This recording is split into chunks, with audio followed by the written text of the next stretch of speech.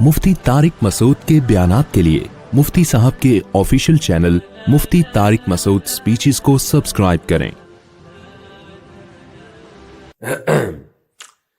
अल्हम्दुलिल्लाहि नहमदुहु व नुसल्ली अला रसूलिहिल करीम अम्मा बाद फ़अऊज़ु बिल्लाहि मिनश शैतानिर रजीम बिस्मिल्लाहिर रहमानिर रहीम शहरु रमज़ान अल्लज़ी उन्ज़िला फ़ीहिल क़ुरआनु हुदल लिन्नासि व बय्यिनातिन मिनल हुदा वल फ़ुरक़ान। कुरान मजीद की एक आयत तिलावत की है। अल्लाह ताला से दुआ है अल्लाह ताला सही तरह से बात कहने की, सुनने की, समझने की और फिर अमल की अल्लाह हम सबको तौफीक अता फरमाए। काफ़ी पढ़ा लिखा तबका और बिज़नेस कम्युनिटी से मुताल्लिक कुछ अफराद यहाँ बैठे हुए हैं। जब हम मस्जिद में बयान करते हैं तो हर तरह का क्राउड होता है, लेकिन जब इस तरह की गैदरिंग होती है तो सेलेक्टेड लोग होते हैं। तो आपके सामने मैं क्या बात करूं, आपको सब पता है। देखिए, मसला ये है, इस वक्त आयत तो मैंने पढ़ी है रमज़ान से मुताल्लिक।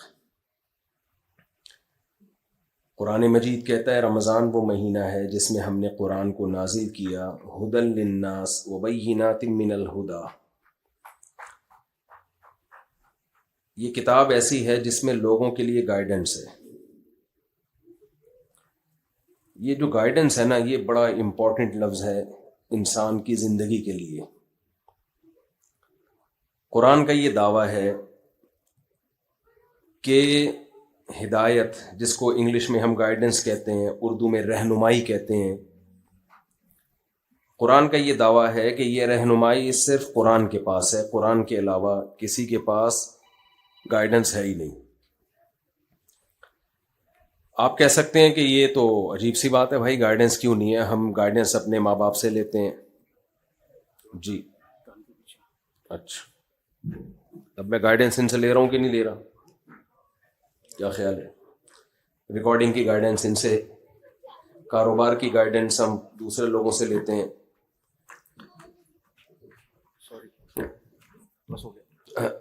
और आपकी तबीयत ख़राब हो जाए तो डॉक्टर से आप हिदायत लेते हैं, रहनुमाई लेते हैं। तो हम तो ज़िंदगी के बहुत सारे शोबों में मुख्तलिफ़ किस्म के लोगों से गाइडेंस लेते रहते हैं। कुरान कह रहा है कि गाइडेंस सिर्फ किसके पास है? कुरान के पास। तो अजीब सी बात हुई, समझ में आने वाली बात तो बज़ाहिर ना हुई है। बज़ाहिर मैंने सोच समझ के लगाया, इसलिए कि अगर बज़ाहिर के बगैर कह देता कि समझ में आने वाली बात ना हुई तो क्लिप चल जाता और गुस्ताखी और तौहीन कुरान का केस चल के फांसी हो जाती। समझ रहे हैं कि नहीं समझ रहे कि मुफ्ती साहब ने कह दिया कि ये तो गलत मालूम हो रहा है। तो ये पाकिस्तान में इस वक्त मज़हब का ये हिस्सा रह गया हमारे सामने। समझ रहे हैं, मज़हब इस चीज़ का नाम है, उड़ा दो फोड़ दो, कोई पत्थर से ना मारे मेरे दीवाने को, बम का ज़माना है उड़ा दो साले को। सुना होगा ना आपने, कोई हुस्न हाजिर है मोहब्बत की सज़ा पाने को। असल में यूं था, मेरी आदत है अब चुटकुलों की, मैं बाज नहीं आता। महबूबा ने कहा था पुराने ज़माने में कि भाई मेरे हुस्न की वजह से ये मुझ पे आशिक हुआ है तो सज़ा मुझे मिलनी चाहिए, इस बेचारे को क्यों मार रहे हो? भाई ये ई को ख़त्म करें, जैसे नॉर्मल आवाज़ है ना वही रखें।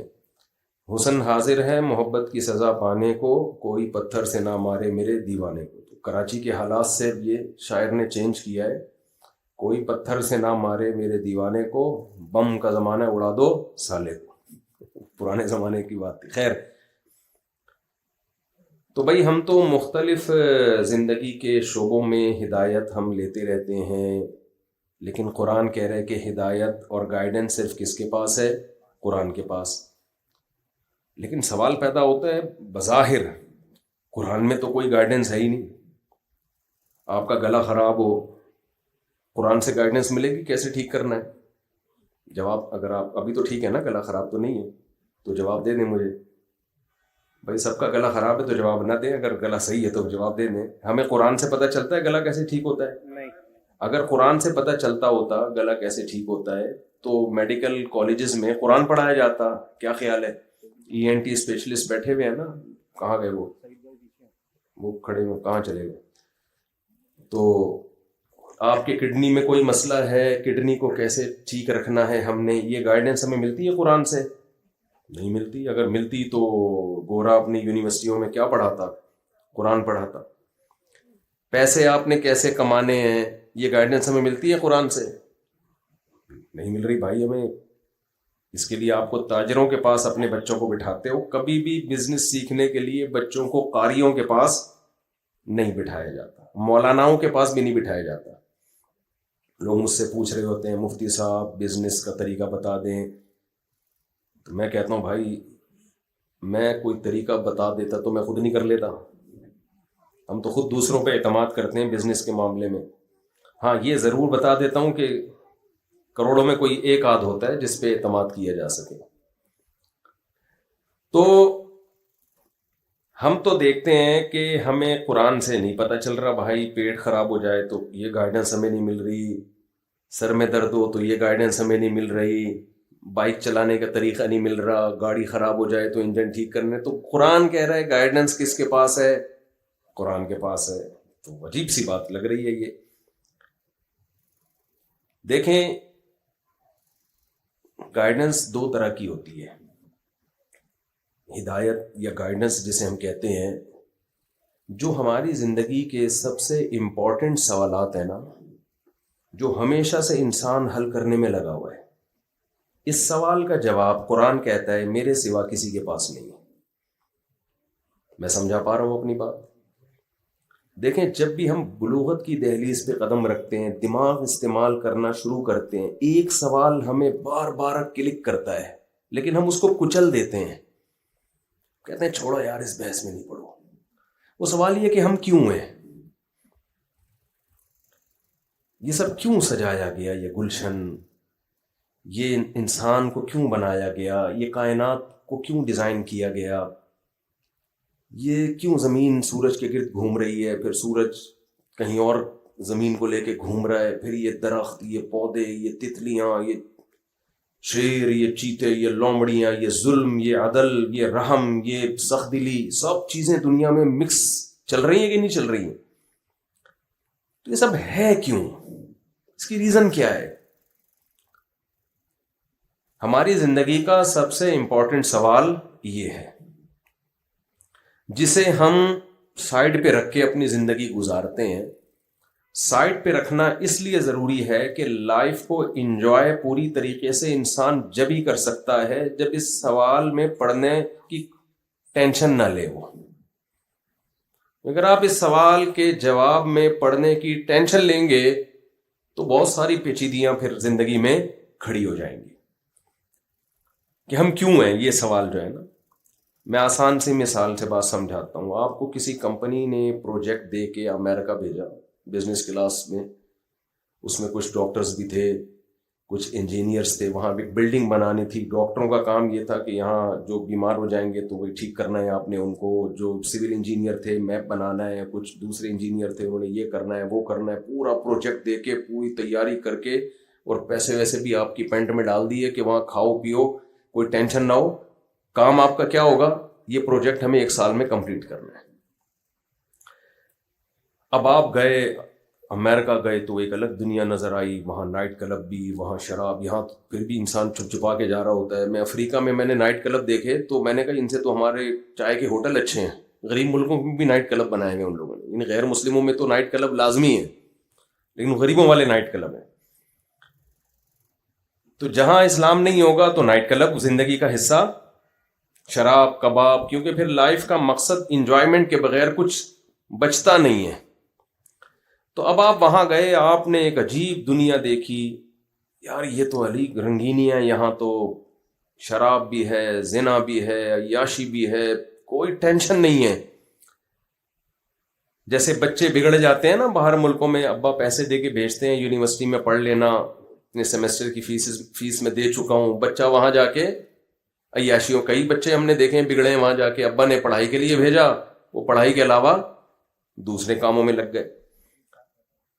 اب جب ان کو کوئی بار بار یاد دلائے گا کہ بیٹا تم یہاں آئے نہیں ہو, تمہیں یہاں بھیجا گیا ہے, کتنے پروٹوکول کے ساتھ بھیجا ہے, ورنہ پاکستان میں لوگ ترس رہے ہیں باہر بھاگنے کے لیے, تمہیں کمپنی نے بھیجا تو تم سوچتے نہیں ہو کہ تمہیں کیوں بھیجا گیا ہے.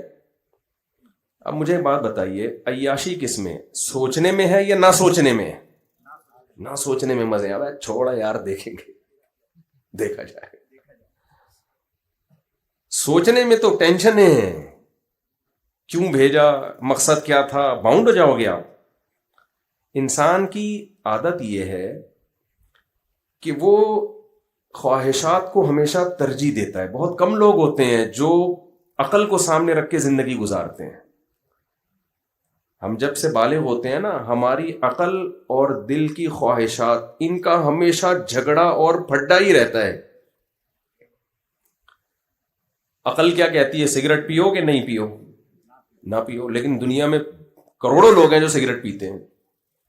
عقل کا کیا کہتی ہے, شراب ہونی چاہیے سوسائٹی میں کہ نہیں ہونی چاہیے. نہیں, باہر ملکوں میں آپ دیکھیں, وہاں جو ایکسیڈنٹ ہوتے ہیں وہ اکثر شراب پی کے ہی ہوتے ہیں. لیکن دل کیا کہتا ہے, بھائی یہ سب چیزیں لیگل ہونی چاہیے.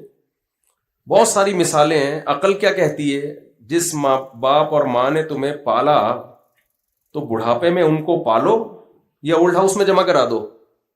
جواب دینا, پالو نا. لیکن دل کیا کہتا ہے, گوروں کا دل. ہم تو کلچر کے میں باؤنڈ ہوئے ہیں نا تھوڑے سے اب, ورنہ یہاں بھی دل یہی لوگوں کا کر رہا ہوتا ہے کہ ابا اولڈ ہاؤس میں ہی رہیں تو زیادہ اچھا. ان کا تو کلچر نہیں ہے تو وہ فوراً کہاں لے جاتے ہیں اس کو, ابا اماں کو اولڈ ہاؤس میں. تو پوری زندگی ہماری عقل اور دل کے جھگڑوں میں گزرتی ہے. اس وجہ سے ہم خواہشات کو جب غالب رکھتے ہیں تو ہم یہ سوچتے ہی نہیں ہیں کہ ہم کیوں ہیں, ہم کیوں ہیں.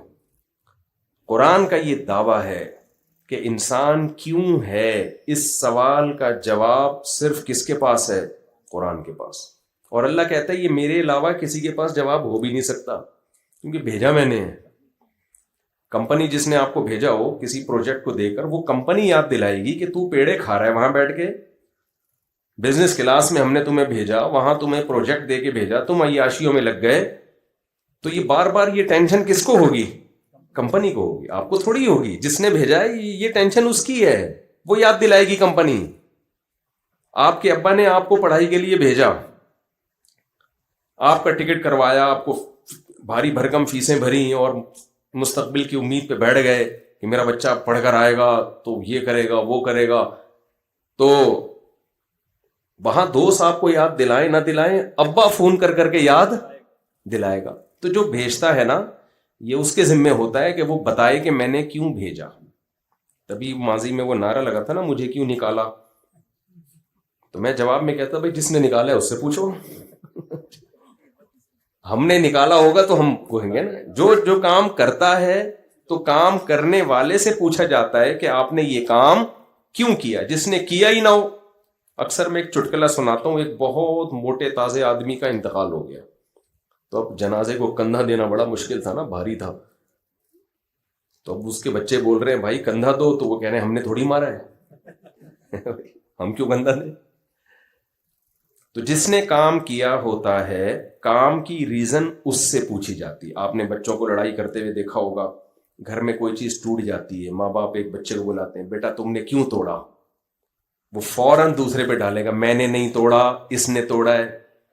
وجہ کیا ہے, کیوں کا جواب وہ کنورٹ کر دیتا ہے کہ پہلے یہ ثابت ہو جائے نا کہ میں نے نہیں توڑا, تو پھر مجھ سے یہ سوال بنے گا ہی نہیں کہ کیوں توڑا. تبھی وہ دوسرے پہ ڈال رہے ہوتے ہیں اس نے توڑا ہے, تاکہ یہ سوال کہ کیوں توڑا یہ مجھ سے نہ پوچھا جائے, یہ کس سے پوچھا جائے, اس سے پوچھا جائے. تو جو کام کرتا ہے اس سے پوچھا جاتا ہے آپ نے یہ کام کیوں کیا. ہمارے ساتھ ایک مسئلہ یہ ہے, گلشن اقبال میں آپ لوگ رہتے ہیں, ایک پڑھا لکھا علاقہ ہے, ایک اچھے لیول کے لوگ سوسائٹی کے لوگ رہتے ہیں یہاں پہ. تو آپ لوگ کے ساتھ ایک بہت بڑا, سوری مجھے کہنا پڑ رہا ہے, ایک بہت بڑا مسئلہ پڑھے لکھے لوگوں کے ساتھ یہ ہے کہ جو ان پڑھ ہوتے ہیں نا, وہ تو کسی سوال کا جواب کسی سے پوچھتے ہی نہیں. پڑھے لکھے لوگ چونکہ انہوں نے کچھ دنیا پڑھی بھی ہوتی ہے, تو وہ سمجھتے ہیں کہ جو ہم نے پڑھا ہے نا انہی کتابوں میں ہمیں ہر سوال کا جواب ملے گا. یہ بہت بڑی مسٹیک ہوتی ہے. آج کل یونیورسٹیوں میں لوگ سائنس سے بہت متاثر ہیں, گورے اسکالرز ہیں, ان کو پڑھتے رہتے ہیں, تو وہ سمجھتے ہیں ہر سوال کا جواب ہمیں یہاں سے ملے گا. یہ بات ہی غلط ہے بھائی. آپ کو بہت سارے سوال کا جواب یونیورسٹیوں سے ملے گا.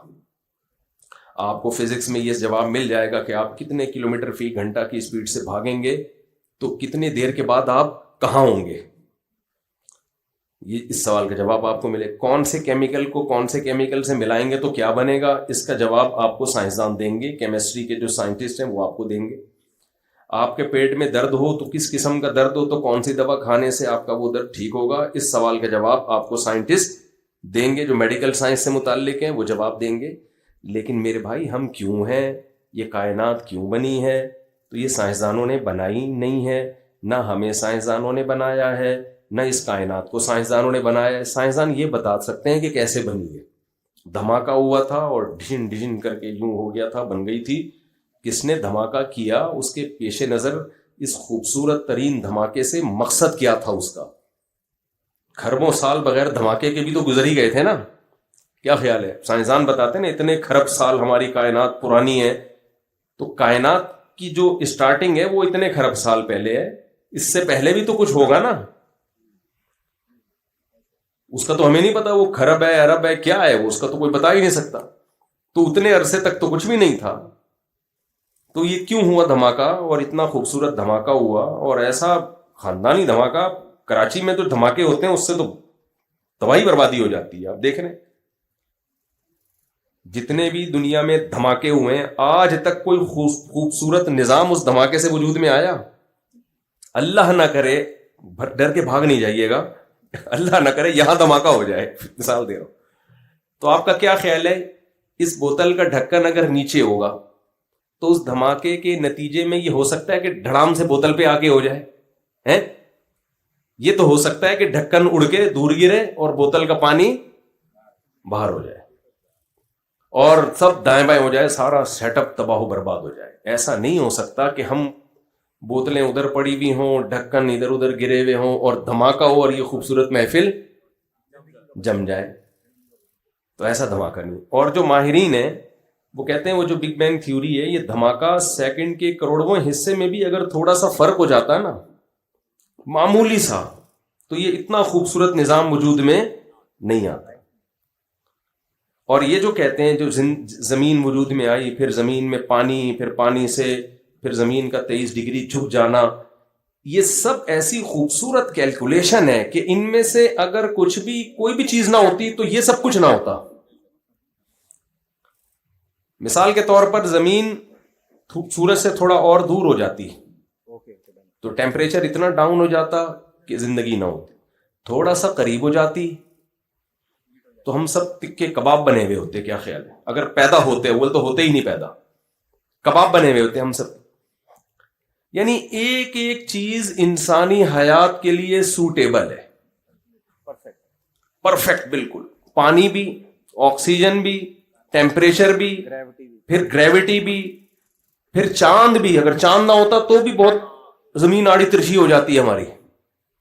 2 چاند ہوتے تو وہ زیادہ مسئلہ ہو زمین کو, یہ جیسے کسی کی جڑواں بچے ہو جائے نا, بچے سنبھالنے کا تجربہ نہ ہو اور جڑواں ہو جائے. تو اتنی بہترین کیلکولیشن, اتنی بہترین کیلکولیشن جو زندگی کے لیے ضروری تھی. اچھا, میں نے ایک دفعہ اس پہ بیان کیا کہ بھائی دیکھو یہ کچھ نہ ہوتا تو زندگی نہ ہوتی. تو ایک ایتھیسٹ نے اس پہ اعتراض کیا, بھائی ہم نہیں ہوتے کوئی اور مخلوق ہوتی, ہم نہیں ہوتے تو ایسی مخلوق ہوتی جو کچھ اور ہوتی. بھائی تو پھر ہے کیوں نہیں؟ کسی اور سیارے پہ ایسی کوئی مخلوق ہے کیوں نہیں؟ یعنی ان کا مقصد یہ تھا کہ یہ انسان کے لحاظ سے یہ سب انوائرمنٹ نہیں بنی ہے, انوائرمنٹ کی وجہ سے انسان بنا ہے. یعنی یہ والی انوائرمنٹ نہ ہوتی تو کوئی اور مخلوق بن جاتی. ایسا نہیں ہے. وَجَعَلْنَا مِنَ الْمَاءِ كُلَّ شَيْءٍ حَيٍّ, قرآن کہتے ہیں ہم نے ہر جاندار چیز کو کس سے بنایا؟ پانی سے. تو پانی سے ہر جاندار چیز کو ہم نے بنایا ہے. تو یہ انوائرمنٹ حیات کے لیے ضروری نہیں, انتہائی ضروری تھی. یہ کیلکولیشن آٹومیٹیکلی کسی حادثے کا نتیجہ بولیں نہیں ہو سکتی. پھر کتنی چیزوں کو آپ حسن اتفاق سے مانو گے. ہم کہتے ہیں نا بھائی حسن اتفاق ہے, کیسا ہو گیا, یوں ایک سیل بنا, پھر یہ ہوا, پھر یہ ہوا, پھر یہ ہوا, وغیرہ وغیرہ. وہ تو پورا لمبا چوڑا سیٹ اپ ہے ان کے پاس. یہ بار بار نہ ہلیں جلیں نہیں, پھر بہت ڈسٹربنس ہو رہی ہے. ہاں جی جی جی. تو یہ کہتے ہیں نا حسن اتفاق سے یہ سب کچھ ہو گیا. میں اکثر اس کی ایک مثال دیتا ہوں.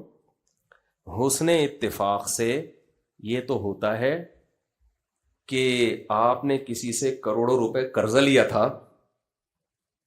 اور بھاگے, آپ جس بس میں چڑھے اتفاق سے وہ بھی اسی بس میں تھا. آپ نے مکان علاقہ چھوڑ کے کہیں اور گئے, پتہ چلا پڑوس میں بھی. یعنی قبح اتفاقات تو بہت ہوتے ہیں,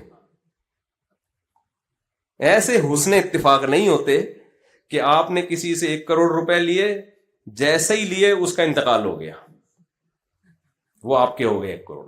پھر آپ نے اس سے 1 کروڑ روپے قرضہ لیا, اگلے دن جس سے قرضہ لو ساری دنیا مر جائے گی, وہ نہیں مرتا. وہ نہیں مرے گا. یہ تو خیر ایک سمجھانے کے لیے مثال دے رہا ہوں. تو لا آف چانس, کچھ چیزیں بائی چانس ہو جاتی ہیں نا. تو یہ کیسی بائی چانس کچھ چیزیں ہو گئی ہیں کہ ایک سیل وجود میں آیا جس کی جو ترکیب ہے اتنی پیچیدہ ہے کہ کروڑوں سال میں جا کے اس بات کا سائنسدان کہتے ہیں امکان ہے کہ شاید کوئی ایسا سیل بن جائے, جبکہ بے شمار سائنسدان اس کا انکار کر رہے ہیں کہ خربوں سال میں بھی نہیں بن سکتا. چلو فرض کر لیا اتفاق, حسن اتفاق سے ایک بن گیا. پھر حسن اتفاق سے اس میں ایسے سافٹ ویئر انسٹال ہو گئے کہ وہ 1 کے 2 بھی ہو رہا ہے, 2 کے 4 بھی ہو رہے ہیں. پھر حسن اتفاق سے, اتنی اردو تو آتی ہے نا, حسن تو سمجھتے ہی ہوں گے سب لوگ, اتفاق رہ گیا. تو کہ وہ پانی میں ایک مخلوق وجود میں آ گئی. پھر وہ مخلوق باہر جھانکتی تھی, ایک دن اس نے نکل کے باہر آنا سیکھا تو باہر کے انوائرمنٹ سے متاثر ہوئی, تو باہر کے انوائرمنٹ سے متاثر ہو کر پھر وہ باہر ہی انجوائے کرنے لگی. اس کے سارا باڈی کروڑوں سال میں باہر کے حساب سے ہو گئی. پھر وہ بھائی بس کر دو, نہیں ہو سکتا ایسا. کیسی یہ کیلکولیشن ہے. پھر نر مادہ کیسے بن گئے, مرد اور عورت کیسے بن گئے, اور نر اور مادہ کا ملاپ اولاد پیدا کرنے کے لیے نہیں ہوتا. فطرت نے ان کے دل میں مرد اور عورت میں یا نر اور مادہ میں اٹریکشن کسی اور, ان کا کوئی اور مقصد ہوتا ہے. اس سے ریزلٹ فطرت لے رہی ہوتی ہے گروتھ کا, نسل بڑھانے کا, جو بالکل دونوں ایک دوسرے سے کیا ہیں, ڈفرنٹ ہیں. یعنی کوئی جنگل میں پیدا ہونا اور اس کو بتایا جائے کہ تمہاری جو فیمیل کی طرف رغبت پیدا ہو رہی ہے, اس کا ریزلٹ یہ ہوگا کہ نسل بڑھے گی, وہ کبھی بھی نہیں مانے گا اس کو. وہ کہے گا اس کا نسل سے کیا تعلق ہے. لیکن فطرت کیا کرتی ہے, نیچر کیا کرتی ہے, جانوروں میں بھی اس نے یہ جذبہ رکھا کہ اس کا ریزلٹ بالکل ایک ڈیفرنٹ ہے, اور ان کا مقصد بالکل ایک الگ مقصد ہوتا ہے. اپنی خواہش بھوک مٹانا ہوتا ہے. اس بھوک کے ذریعے کام کیا ہو رہا ہے, بالکل ایک الگ نسل کی حفاظت کی جا رہی ہے. تو آپ کتنی چیزوں کو اتفاق سے مانو گے بھائی. اور آنکھیں یہاں جڑ گئیں, کان یہاں لگ گئے, زبان یہاں لگ گئی, زبان میں ایسے سینسر کہ آپ 20 ذائقے محسوس کر. میں بار بار ایک چیز بیان میں کہتا ہوں کہ ہمارا دماغ دیکھتا ہے, ہمارا دماغ سنتا ہے, ہمارا دماغ بولتا ہے, ہمارا دماغ سونگتا ہے, ہمارا دماغ ہر چیز کا احساس دلاتا ہے, لیکن اس کے پاس انسٹرومنٹ نہیں تھے دیکھنے کے لیے. تو قدرت نے دماغ کو 2 ڈیجیٹل کیمرے دے دیے. دیکھنے کا جب تمہارا دل کرے تو تمہیں یہ آلات ہیں. جیسے کسی ڈاکٹر کو آپ انسٹرومنٹ پکڑا دیتے ہیں کہ مریض کا گلا چیک کرنا ہے, تو یہ دانت چیک کرنے ہیں, الٹرا ساؤنڈ کی یہ مشین ہے, تو ڈاکٹر انسٹرومنٹ کے بغیر, آلات کے بغیر وہ بیچارہ ناکارہ ہے نا. تو ہمارا دماغ جو خود ایک انتہائی پیچیدہ مشین ہے, ڈاکٹر صاحب بیٹھے ہوئے ہیں وہی بتائیں گے کہ اتنی باریک باریک اس میں لائنیں جو بلڈ کو سرکولیٹ کر کے پورے دماغ میں, وہ زمین پہ کہتے ہیں 2-3 دفعہ چکر لگا دو, وہ پورا پائپوں کا گچھا بنا کے کھوپڑی میں فٹ کر دیا ہے. یہ خربوں سال میں بھی بھائی حسن اتفاق سے ایسا نہیں ہو سکتا. تو یہ کیسا کنیکشن ہے اس کا. اس دماغ کو دیکھنے کے لیے کیمرے چاہیے تھے تو قدرت نے 2 کیمرے آپ کی کھوپڑی میں فٹ کر دیے اور ان کے لینس کو ایسے ایڈجسٹ کر دیا, اتنا یعنی 0.1 ملی میٹر بھی اگر دونوں آنکھوں کے فاصلے دائیں بائیں ہو جائیں تو ہمیں صحیح نظر نہیں آئے گا. صحیح نہ, ان کے لینس کی ایڈجسٹمنٹ ایسی بہترین طریقے سے کر دی ہے. 40 سال کے بعد نظر کمزور ہوتی ہے نا, وہ لینس کی ایڈجسٹمنٹ تھوڑی سی آؤٹ ہو جاتی ہے, ذرا سی آؤٹ ہوتی ہے وہ. تو بھائی یہ کیا ہے, یہ کیسے اتنے خاندانی سافٹ ویئر. پھر دماغ کو سننے کے لیے کان چاہیے تھے تو کھوپڑی میں کیا فٹ کر دیے, کان. سونگنے کے لیے ناک چاہیے تھی, اور یہ ایک ہی کھوپڑی میں سب چیزیں کیوں فٹ ہو رہی ہیں؟ کیونکہ ایک اچھی لائف گزارنے کے لیے یہ سارے حواس کی ہمیں ضرورت ہے. ہمارے دماغ کو ایک ہی ٹائم پہ دیکھنا بھی چاہتا ہے, وہ سننا بھی چاہتا ہے, بولنا بھی چاہتا ہے, سونگنا بھی چاہتا ہے. تو جتنے بھی ضروری آلات تھے وہ سارے دماغ جہاں ہے اسی کے نیچے سارے ایسے فٹ کیے کہ اس کے حسن و جمال میں بھی کوئی گڑبڑ نہ ہو. میں نہیں مانتا یہ حسن اتفاق سے. آپ لوگ اگر مانتے ہیں تو مجھے بتا دیں بھائی, یہ اتفاق سے ایسے اتفاقات بولو نہیں. تو کسی نے کہا ہے نا, حسن اتفاق سے ایسا حسین اتفاق نہیں ہوتا. پھر ہر چیز میں تو قرآن بار بار یہ دعویٰ کرتا ہے ذالک تقدیر العزیز العلیم. یہ بہت اہم آیت ہے قرآن کی. تقدیر عربی میں کسے کہتے ہیں؟ اندازہ, کیلکولیشن, مینجمنٹ. یہ تمام چیزوں پہ تقدیر کا لفظ عربی میں صادق آتا ہے. یعنی جو چیز اتفاق سے ہونا, جو بے تکی ہو, اس کی جو اپوزٹ ہے وہ کیا ہے؟ تقدیر, یعنی مقدر. ایک کیلکولیشن کے ساتھ کسی چیز کو ایڈجسٹ کرنا. ان تمام معنوں میں عربی کا یہ لفظ استعمال ہوتا ہے جسے ہم کیا کہتے ہیں؟ تقدیر. یہ وہ تقدیر نہیں ہے جو ہم کہتے ہیں نا تقدیر میں لکھا ہوا ہے, وہ الگ چیز ہے. یہ جو تقدیر ہے نا, تقدیر یہ ہے جو قرآن میں تقدیر العزیز العلیم کا لفظ, قرآن میں ایک ہی لفظ مختلف جگہوں پر مختلف معنی میں استعمال ہوا ہے نا. جیسے ہم اردو میں بھی ظالم کا لفظ جب ہم ویسے ہی بولتے ہیں تو ظالم کا مطلب ظلم کرتا ہے, لیکن شاعری میں ظالم کا مطلب ظالم نہیں ہوتا. حسینہ جو ہوتی ہے نا محبوبہ, اس کو ظالم کہا جاتا ہے.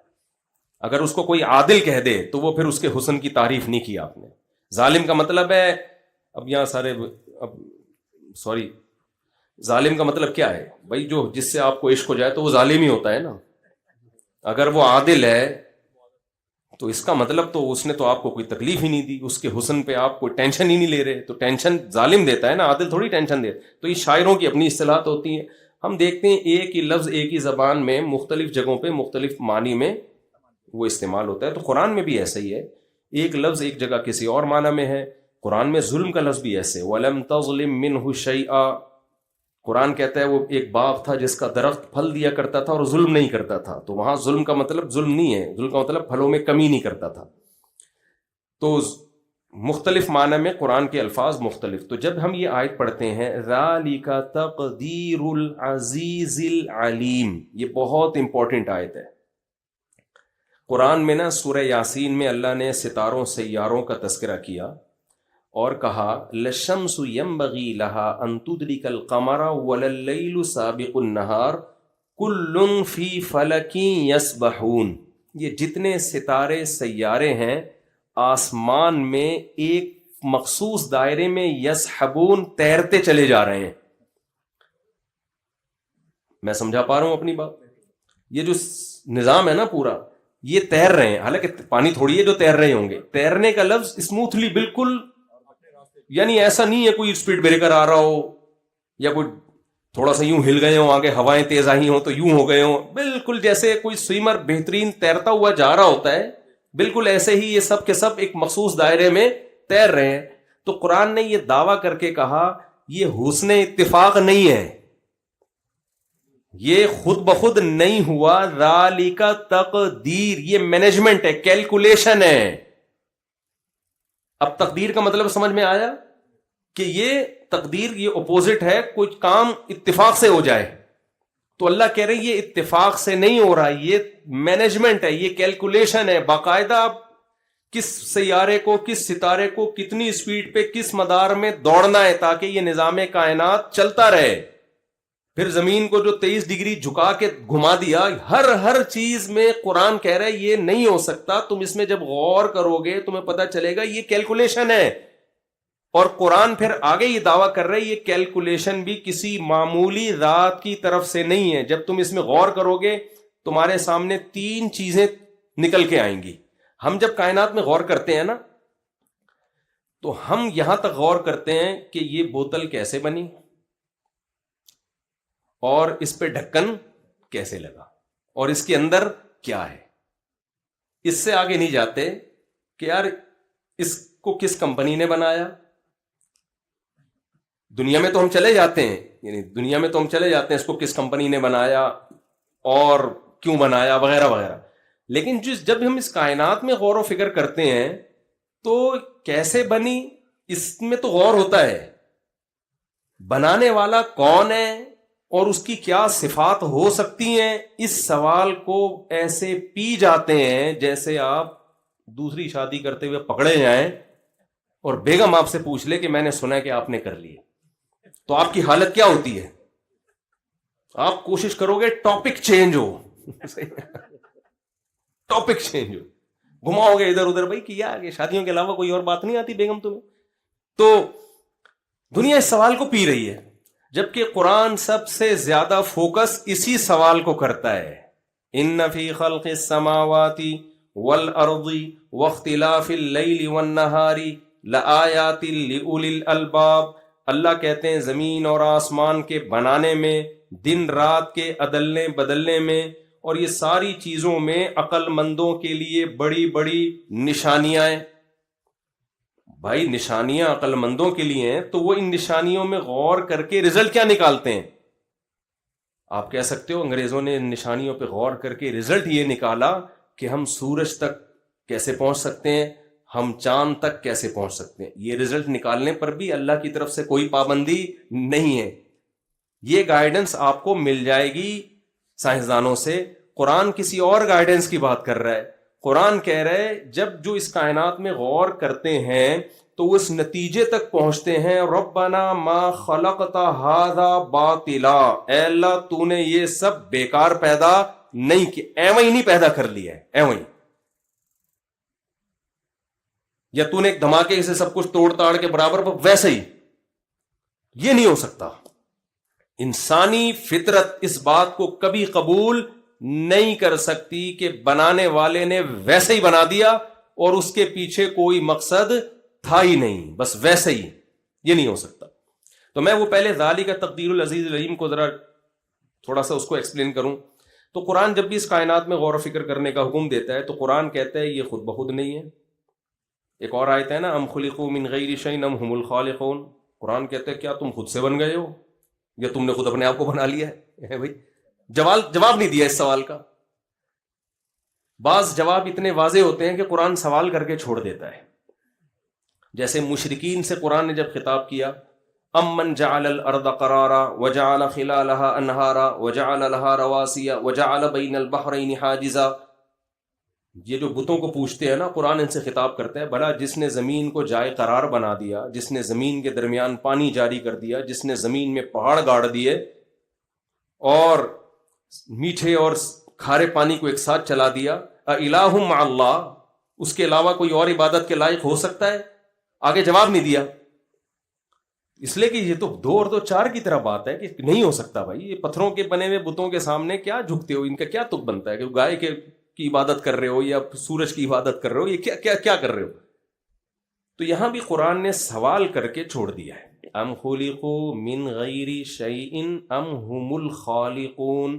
اللہ کہتے ہیں خود بخود بن گئے، لا آف چانس کے تحت، بائی چانس ایسا ہو گیا کہ ایک سیل بنا، سافٹ ویئر اس میں انسٹال ہو گئے، اور پھر عجیب بات ہے ماں اور مرد اور عورت کا ملاپ ہوتا ہے، حمل ٹھہرتا ہے، کھانا کھانے سے اس بچے کی ہڈیاں بن رہی ہیں اور سب کچھ بنا کے جیسے ہی بچہ مارکیٹ میں آیا ماں کی چھاتیوں میں حسن اتفاق سے دودھ بھی اسی وقت بن گیا. میرے خیال میں سمجھا نہیں پا رہا یہ کون سا حسن اتفاق ہے یار.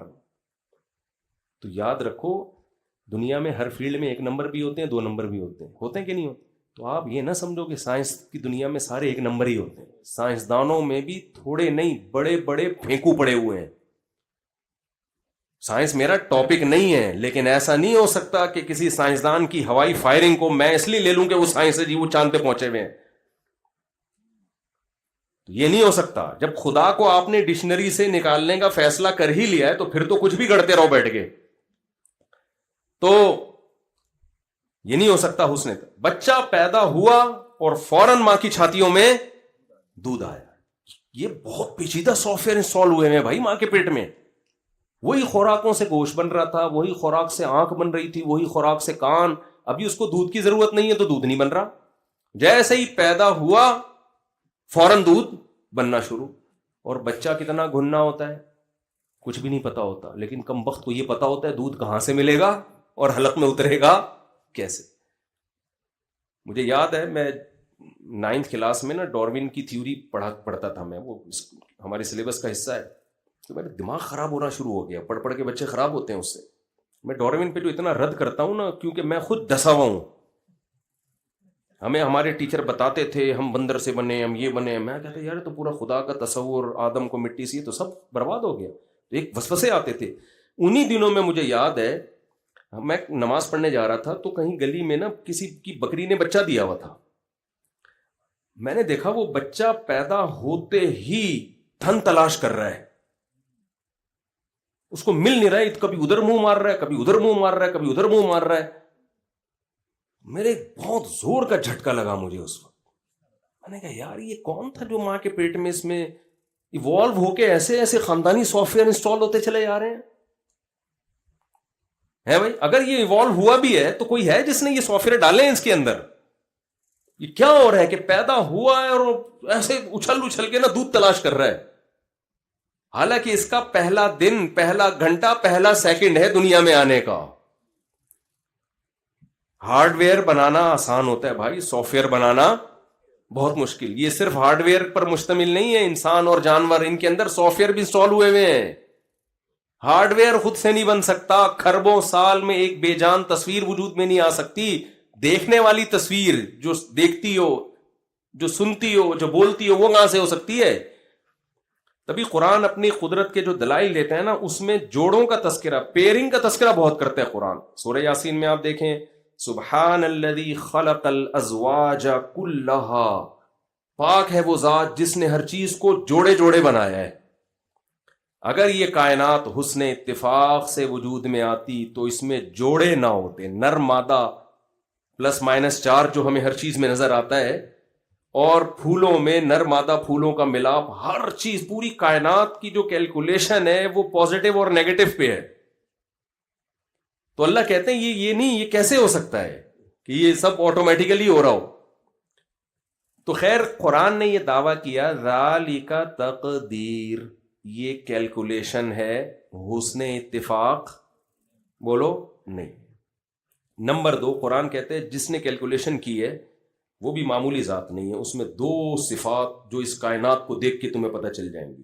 اللہ کے تو 99 نام ہے نا، وہ تو اللہ کے بتانے سے پتہ چلتے ہیں یا بہت ڈیپ میں جا کے غور کرنے سے. 2 چیزیں اس کائنات کو دیکھتے ہی پتہ چل جاتی ہیں کہ جس نے بنایا ہے العزیز، بہت پاورفل ہے، وہ کمزور نہیں ہے. نمبر 2 العلیم، اس کا علم، نالج بہت ہے اس کے پاس. کیونکہ اتنی زبردست کیلکولیشن کے لیے نالج کا ہونا بھی ضروری. بہت سے لوگوں کے پاس نالج ہوتی ہے، طاقت نہیں ہوتی کام کرنے کی. آپ کے پاس نالج ہے کہ 4 ہو جانی چاہیے، کرتا کون ہے؟ نالج لے کے گھوم رہے اور اسی نالج کے ساتھ قبر میں چلے جائیں گے. مجھ سے بوڑھے بوڑھے لوگ ملتے ہیں، کاش مفتی صاحب آپ جوانی میں مل جاتے. میں کہتا ہوں بہت سے جو جوانی میں ملے ہوئے ہیں انہوں نے کون سا تیر مار لیا. پھر خواتین بھی بیان سن رہی ہیں، اس کو مزاح ہی سمجھیں. سیریسلی جب ہم اکیلے ہوں گے پھر اس پہ بات کریں گے، ابھی آپ اس کو مزاح سمجھیں. صرف نالج کا ہونا ضروری نہیں ہے، اور صرف طاقت اور قوت کا ہونا بھی ضروری نہیں ہے. بڑے بڑے طاقتور ہیں، نالج ہی نہیں ہے تو کیا کریں گے؟ علم اور قدرت، یہ 2 چیزیں ملتی ہیں تو کام ہوتا ہے. تو اللہ کہتے ہیں سورہ یاسین میں ذالک تقدیر العزیز العلیم. اور ایک اور جگہ قرآن نے اس مضمون کو بیان کیا، اللہ الذی خلق سبع سماوات ومن الارض مثلہن، زمین اور آسمان جو اللہ نے بنائے، لتعلموا، تاکہ تمہیں پتہ چل جائے، ان اللہ علی کل شیء قدیر، وہ ہر چیز پر قدرت رکھتا ہے، وان اللہ قد احاط بکل شیء علما، اس کا علم بھی کامل ہے۔ کمزور علم اور کمزور طاقت کے ساتھ یہ کام ہو نہیں سکتا۔ میں سمجھا پا رہا ہوں اپنی بات؟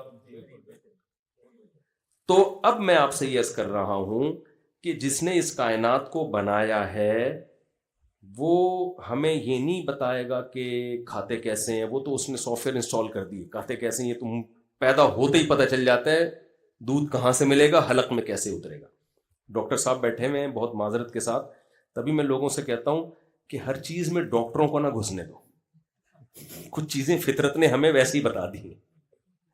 آج کل ایک بڑا چرچا چل رہا ہے 24 گلاس پانی پینے چاہیے، اس لوگوں بھائی میں کہتا ہوں یہ پانی کتنا پینا ہے یہ ضروری چیزیں فطرت نے ڈاکٹروں پہ نہیں رکھی ہیں، تو آدم علیہ السلام کے زمانے سے پینا پڑ رہا ہے نا، یہ چیزیں فطرت ہمیں خود سکھا دیتی ہے۔ بلا وجہ کیوں پانی کے گلاس چڑھا کے بیڑا غرق کر رہے ہو اپنا؟ سوری کوئی ڈاکٹر صاحب اختلاف کریں مجھ سے، ہاں کوئی بیماری ہو تو ایک الگ بات ہے، نارمل آدمی بھائی جب پانی کی ضرورت ہوگی فطرت خود بتائے گی۔ اسی میں ایک اور چیز ایڈ کر رہا ہوں میں، موضوع نہیں ہے میرا، شادی کب کرنی ہے یہ بھی ڈاکٹر سے نہیں پوچھو آپ، یہ بھی بہت بڑا مسئلہ۔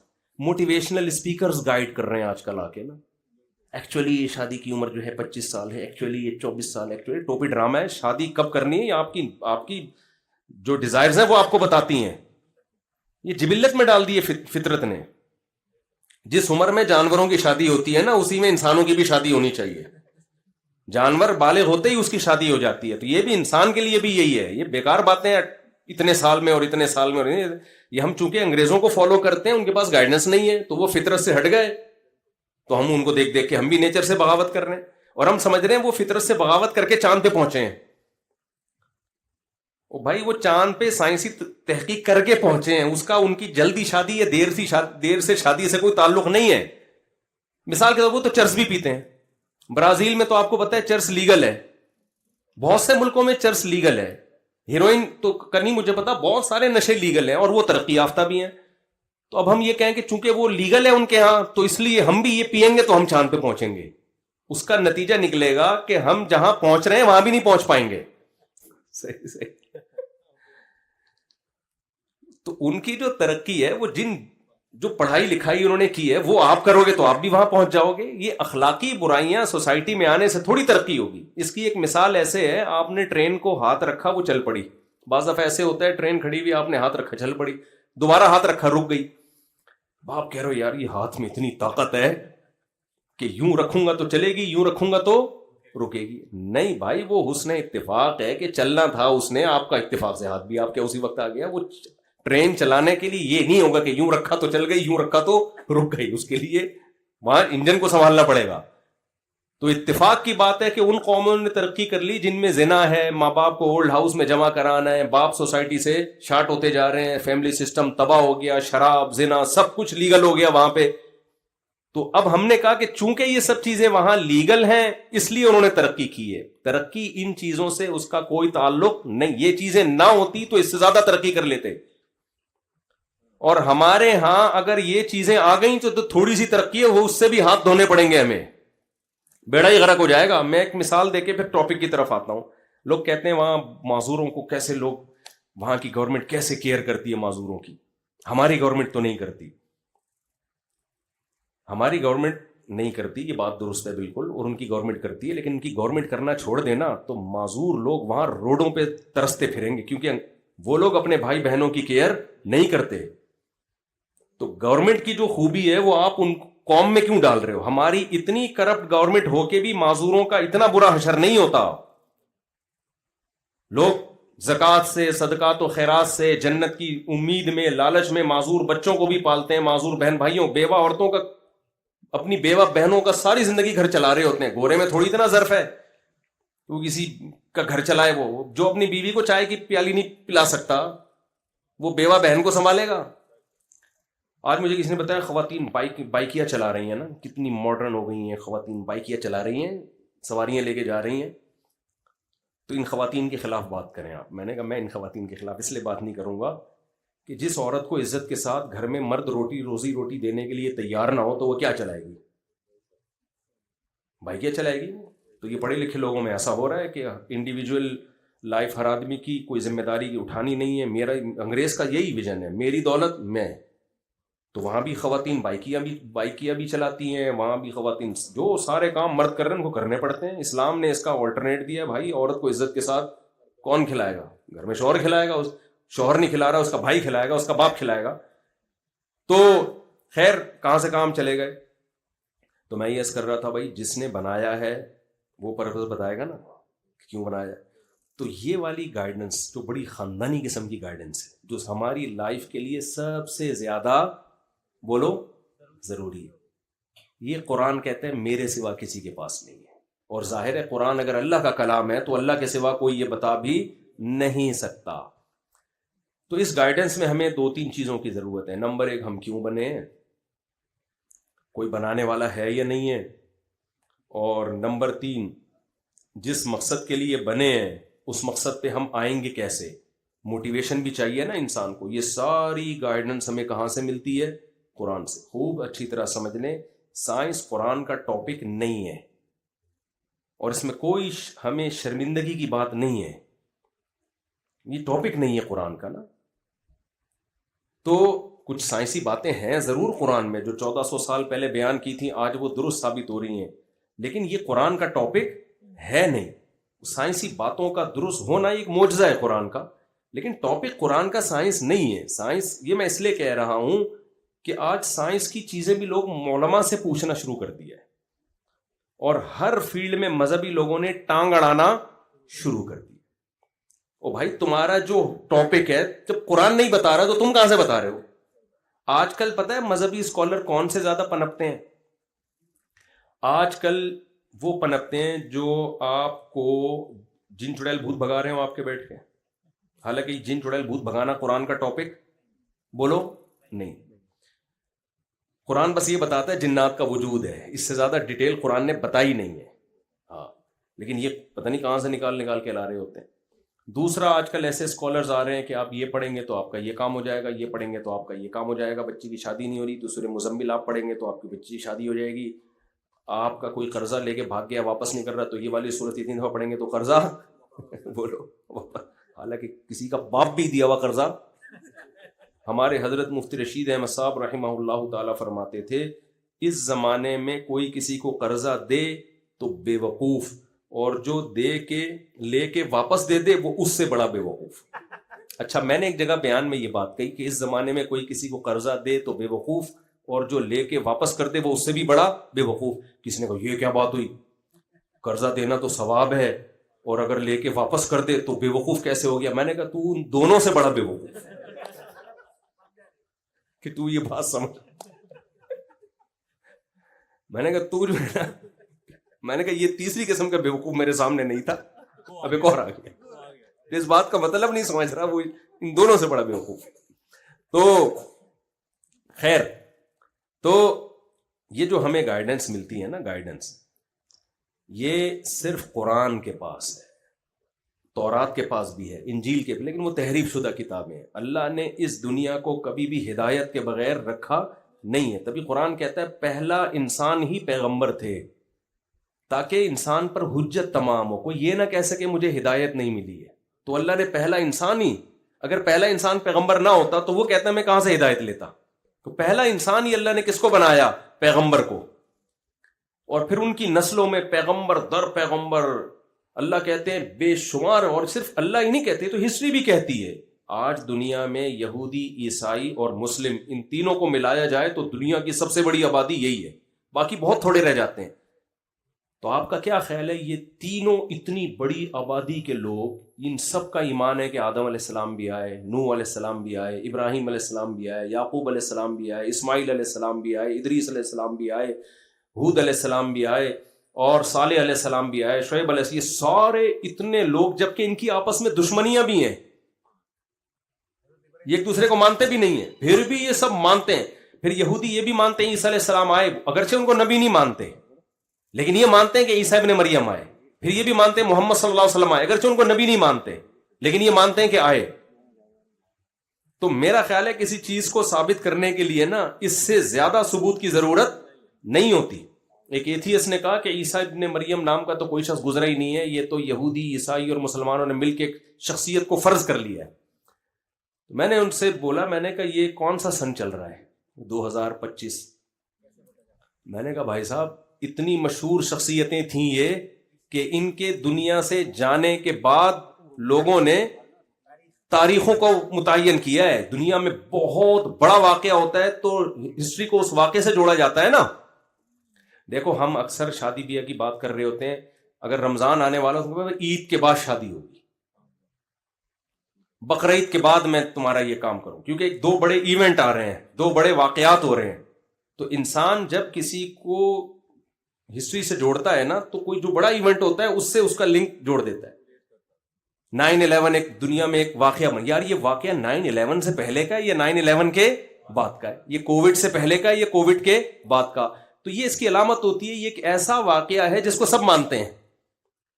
تو ہم کہتے ہیں 2025، کیا مطلب؟ پوری دنیا میں عیسائی دنیا بہت بڑی دنیا ہے. تو اس دن سے وہ الگ بات ہے اس کی کیلکولیشن میں کوئی اونچ نیچ ہو گئی ہو، 2024 ہو 25 نہ ہو یا 26 ہو 25، لیکن یہ کہ ایک ایسی شخصیت کے وجود ہی کا انکار کر دینا. میں کہہ رہا ہوں یہ واقعہ 9/11 سے پہلے کا. آپ نے کہا 9/11 کچھ بھی نہیں بنایا ہوا ہے. تو ایسا نہیں ہو سکتا کہ اتنے مشہور واقعات سے کچھ چیز کو فرضی طور پہ جوڑا نہیں جا سکتا. خیر، تو اتنے سارے پیغمبر دنیا میں آئے اور سب کا دعویٰ ایک تھا کہ انسان کو یہ بتایا جائے کہ تمہیں پیدا کیوں کیا گیا ہے. آپ کہنے والے کہہ سکتے ہو مفتی صاحب رمضان پہ ہم آپ کا بیان سننے کے لیے آئے تھے، آپ یہ کیا لے کے بیٹھ گئے ہو؟ کہنے والے تھے نا. تو یہ رمضان ہی پہ بیان ہو رہا ہے میرا. یہ میرا بیان کس پہ ہو رہا ہے؟ رمضان پہ ہو رہا ہے. تو اس کے بغیر رمضان سمجھ میں آئے گا نہیں. ہمارا اپنا اسٹائل ہے بھائی بات کرنے کا. خیر، ایک حکیم صاحب جب بھی علاج کرتے تھے نا ہر ایک کو جلاب آور دوا دیتے تھے. وہ ان کا اپنا حکیموں کا ہوتا ہے نا. تو وہ ہمارے حضرت مفتی رشید صاحب بیمار ہوئے، ڈاکٹر ان کا گلا بند ہو گیا تھا، علاج سے فائدہ نہیں ہو رہا تھا. تو حکیم جس کو آتے جس کو کہتے پہلے میرا طریقہ یہ ہے کہ میں پہلے پیٹ صاف کرتا ہوں. تو حضرت ویسے ہی دبلے پتلے سے تھے. حضرت نے کہا مجھے نہیں چاہیے بھائی تیری دوا. تو وہ پھر ایک لطیفہ سناتے تھے کہ حکیم صاحب ہر ایک کو کہتے تھے کہ بھائی جو بھی بیمار آتا کہتے ہیں پہلے اس کا مادہ فاسدہ نکلنا چاہیے، موشن کی دوا دی جائے اس کو، تاکہ مادہ جو فاسد مادے جمع ہو گئے پہلے وہ نکلیں گے پھر صحیح مادے جائیں گے اندر. تو ایک بہت باریک سا بندہ آیا تو حکیم صاحب نے اس کو بھی وہ جمال گوٹا ٹائپ کی چیز دے دی. اس نے کہا حکیم صاحب یہ بیچارہ کہ مادہ ہی نہیں ہے اس میں، فاسد کہاں سے آ گیا؟ حکیم صاحب نے کہا نہیں، مادہ فاسدہ کا نکلنا بہت ضروری ہے. ہر ایک کا اپنا اسٹائل ہوتا ہے علاج کا. تو میں بھی نا پہلے آپ کے دماغ میں جو فاسد مادے گھسے ہوئے ہیں نا، سوری کہ ہم انگریز کو اپنا باپ بنا بیٹھے ہیں، ہم ویسٹرن کلچر کو ان قوموں کو کامیاب سمجھ بیٹھے ہیں، اس مادہ فاسدہ کا دماغ سے نکلنا بہت ضروری ہے. پھر بھائی رمضان بھی سمجھ میں آئے گا، شوال بھی سمجھ میں آئے گا. ایک صاحب حج کرنے گئے، وہ ایتھیسٹ سے مسلمان ہوئے تھے. وہ حج کے دوران ایمان بڑھنے کے بجائے گھٹنا شروع ہو گیا. کہنا یار یہ کیا ہے، یوں کنکریاں مار رہے ہو، یہ یوں گھوم رہے ہو، کیا ہے اس کی کیا لاجک نہیں ہے کوئی. تو وہ کہہ رہے ہیں یار میرا تو ایمان بڑھنے کے بجائے کیا ہو گیا ہے. تو میں نے کہا آپ کا مادہ فاسدہ نکالنا پہلے ضروری ہے. پھر میں ان کو حج کا فلسفہ سمجھایا تو وہ اللہ کا شکر ہے. اچھا ان کو ڈرا اتنا دیا تھا وہاں مولانا لوگوں نے، بعض مولانا نے، کہ وہ مدینے کے آداب بتائے نا کہ مدینے میں ادب یہ ہے کہ اس کو یوں نہیں، یہاں کسی چیز پہ اعتراض نہیں کرنا، دہی کو یہ نہیں کہنا کھٹا دہی ہے. وہ اتنا ڈرا دیا ان کو. اب ان کو روٹی پسند نہیں آ رہی تو روٹی کو یہ نہیں کہہ سکتے کہ یہ کچی ہے. نمک تیز ہو گیا تو یہ نہیں کہہ سکتے بھائی مدینہ کے کباب ہے وہ، آپ کیسے کہہ سکتے ہو کہ نمک کم ہے. مدینہ کے پراٹھے کو یہ کہہ دیا کہ کچے پراٹھے ہیں. وہ مولانا صاحب جو انہوں نے اتنا ڈرا دیا نا ان کو، وہ بیچارہ ویسے ہی ایتھیسٹ سے اسلام کی طرف آیا تھا، ایتھیزم سے. اب وہ یہ اتنے آداب سن کے بہت ڈر گیا. اچھا میں دیکھ رہا تھا، میں نے کہا اس کی بیچارے کی نا کچھ آداب میں یہ ہم سے وہ ادب نہیں ہو پا رہا، کیونکہ جو کھانا کھلا رہے ہو بھائی ایک دفعہ غلط کھلا دیا، دوسری دفعہ غلط کھا دیا، غصہ نہیں آئے گا؟ پیسے تم نے لیے ہیں اتنے تو کھانا تو صحیح کھلاؤ. اچھا جب اتنا آداب اتنے سکھا دیے نا کہ وہ ایک خاتون وہ لڑ پڑی کہیں روٹی سعودیوں کی روٹی الگ ٹائپ کی ہوتی ہے نا, ہم الگ ٹائپ کی روٹی کے عادی ہیں. تو وہ خاتون نے ہنگامہ کر دیا, بولا ہم سے تم لوگوں نے اتنے پیسے لیے ہیں, روٹی تو کم صحیح کھلاؤ نا. وہ سارے آداب اس نے سائڈ پر, اس کے بعد سے ہمیں روٹی صحیح ملنا شروع ہو گئی. تو وہ بیچارہ بجائے ایمان بڑھنے کے اس کے اور نیچے آ چکا تھا. تو پھر اس نے کہا یہ کیا ہو رہا ہے, کنکریاں مار رہے ہیں, یہ کیا شیطان ہے یہاں پہ؟ میں نے کہا شیطان میطان نہیں ہے بھائی, یہاں نشانی ہے شیطان کی. تو مادہ فاسدہ کا نکلنا کیا ہے, بہت ضروری ہے. اس لیے وہ حکیم صاحب کا لطیفہ میں مکمل کر لوں نا. تو وہ بندے کو جلاب لگ گئے, لوگوں نے آ کے کہا حکیم صاحب اس کو تو موشن بندی نہیں ہو رہے. حکیم صاحب نے کہا مادہ فاسد نکل رہا ہے نا, کوئی اچھی چیز تو نہیں نکل رہی نا, گندا مادہ نکل رہا ہے, جتنا نکلے اتنا اچھا ہے. بھائی روک لے اس کو, کہہ رہے نہیں جتنا نکلے اتنا اچھا ہے. اصل میں حکیم سے روکا نہیں جا رہا تھا وہ. اب وہ کیا کر, بالآخر وہ مر گیا. لوگوں نے آ کے بتایا حکیم صاحب اس کا تو انتقال ہو گیا. حکیم صاحب نے کہا شکر کرو مادہ فاسدہ نکال کے گیا ہے. قبر میں لے جاتا گندی ہو جاتی قبر, صاف ستھرا ہو گئی. یہ تو خیر ایک لطیفہ ہے, لیکن میں آج کل اسی کو فوکس کرتا ہوں کہ پہلے جو ہمارے دماغوں میں فاسد مادے گھسے ہوئے ہیں نا, وہ کیا ہو جائیں, وہ صاف ہو جائیں, تو پھر سب کچھ سمجھ میں آئے گا. اگر میں آپ سے کہوں رمضان کے روزے رکھو تو آپ بولو گے مفتی صاحب آپ ہمارے کیا لگتے ہو یار. میں آپ سے بولوں رمضان میں یہ کرو وہ کرو, آپ کیا کرو گے؟ میں آپ کو ڈراؤں جہنم کی وہی نہیں سناؤ کہ بھئی یہ کرنے سے یہ آگ میں جاؤ گے, یہ کرنے سے جنت. شیطان آپ کے دل میں وسوسے ڈالے گا, یار یہ تو ہر قوم میں موٹیویشن کے طریقے ہوتے ہیں, ہر مذہب میں. پنڈت لوگ بھی جب اپنے لوگوں کو بتاتے ہیں بتوں کے سامنے جھکو, تو وہ بھی تو کچھ ڈراتے تو ہوں گے نا کہ بھگوان کی عبادت نہیں کرو گے تو یہ ہو جائے گا, کرو گے تو یہ ہو جائے گا. مولوی صاحب بھی جب کسی کو نماز کے لیے بلاتے, وہ بھینس والا قصہ ہے نا, ایک مولوی صاحب دیہاتی سے کہتے تھے نماز نہیں پڑھتے تم, اس نے کہا پڑھوں گا بھینسوں کا نقصان ہوگا. مولوی صاحب نے کہا بھئی آ کے پڑھا کرو, بھینسیں دودھ زیادہ دیں گی. کسی بھی عمل پہ لانے کے لیے کوئی نہ کوئی ترغیب دی جاتی ہے. تو سیاسی ترغیبیں ہوتی ہیں, تو لوگ سمجھتے ہیں کہ یار یہ اسلام نے بھی کچھ ایسی ترغیبیں لگا دی ہیں ساتھ میں تاکہ لوگ اسلام پہ عمل کریں, تو ہر مذہب میں ہوتی ہیں. تو وہ بھینسوں کا میں بہت دفعہ قصہ سنا چکا ہوں, جلدی کر دیتا ہوں. وہ تو وہ دیہاتی فجر پڑھنے آیا تو دیکھا دودھ زیادہ ہونے کے بجائے ایک بھینس مر گئی. ظہر پڑھنے آیا تو دوسری بھینس مر گئی. تو اس نے امام صاحب سے کہا, امام صاحب نے کہا قدرت تمہارا امتحان لے رہی ہے کہ تمہارا ایمان کتنا مضبوط ہے, پابندی سے پڑھو. اثر پڑی, ایک اور بھینس مر گئی نا, بیچارہ پریشان. پھر امام صاحب کے پاس آیا, امام صاحب نے کہا اصل میں تمہارا قدرت امتحان لے رہی ہے, ابھی امتحان شروع ہوا ہے. مغرب پڑھنے آیا, ایک اور بھینس مر گئی. تو ایک کٹا چیخ رہا تھا, اس سے کہا چپ ہو جا, تو تو خالی 2 نفل کی مار ہے. کہہ رہا ہوئے زیادہ شور نہ مچا, تو خالی 2 نفل کی مار ہے. تو اس کا یہ ایمان بن گیا تھا کہ بھائی نماز پڑھنے سے بھینس مرتی ہے. تو جب بھی مولانا لوگ کہتے ہیں جنت میں حوریں ہوں گی, یہ شہد کی نہریں ہوں گی, دودھ کی نہریں ہوں گی, حسین باغات ہوں گے, تو ہمارا لبرل سیکولر طبقہ کہتا ہے بھائی یہ تو منجن ہے جو مولویوں نے بیچے ہوئے ہیں. تاکہ مجھے یاد ایک دفعہ پنجاب میں ہم تھے روزوں میں نا, ایک بڑے لبرل صاحب تھے, روزے تو سبھی رکھ رہے ہوتے ہیں. تو 15 روزے کے بعد وہ ہنسنے لگے افطاری میں, کہتے ہیں یار یہ مولویوں نے کس چکر میں لگا دی ہم لوگوں کو, یہ مولویوں نے ہمیں کس چکر میں لگا دیا. تو خیر, تو اس لیے یہ مادہ فاسدہ کا نکلنا جو ہے نا مرنے سے پہلے بہت ضروری ہے. تو اس لیے میں اتنی ڈیٹیل میں جا رہا ہوں, بس بات کو میں سمیٹتا ہوں. تو بھائی جس نے ہمیں بنایا ہے وہ ہمیں بتاتا ہے کہ میں نے تمہیں اچھا کہ وہ ہمیں بتاتا ہے کہ میں نے کیوں بنایا, میں تم سے کیا چاہتا ہوں. تو اللہ نے قرآن میں کئی جگہ اس بات کو ایکسپلین کیا ہے مختلف الفاظوں کے ساتھ. مختلف الفاظوں کے ساتھ اس لیے کہ تاکہ ایک بات کی کوئی دوسرا غلط تشریح نہ کر لے.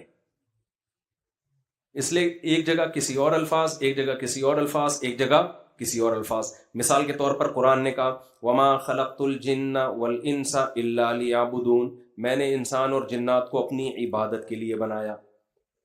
اب اس کی غلط تشریح بھی ہو سکتی تھی, عبادت کا مطلب بس صبح شام نماز روزے میں رہو. جیسے پنڈت لوگ دیکھے ہیں نا آپ نے, وہ کہتے ہیں بھائی بالکل ہم ننگ دھڑنگ ہو کے نکل جاتے ہیں. یا پادریوں نے رہبانیت کو ایک فرض کیا ہوا تھا, تو اللہ نے دوسری جگہ ایکسپلین کر دیا کہ عبادت کا مطلب کیا ہے.